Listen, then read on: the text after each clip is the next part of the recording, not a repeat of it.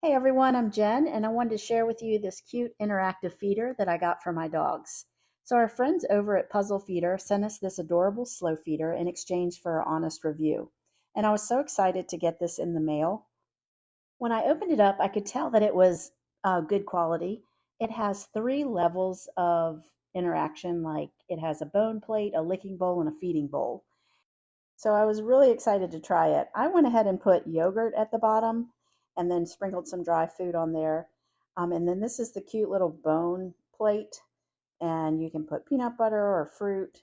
It spins around, which is fun because the dogs have to move it in order to get to what's underneath. My dogs eat really fast, and so I was really excited to see if this slowed them down. I used this as a treat this particular day. So I have three dogs, and it took each of them at least 15 to 20 minutes to eat everything in the bowl. So I know if I fed them their regular meals, that it would definitely slow them down.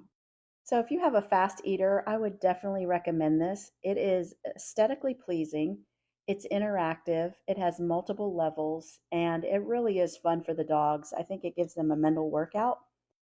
I forgot to mention it's really easy to clean because everything comes apart. So I would highly recommend this.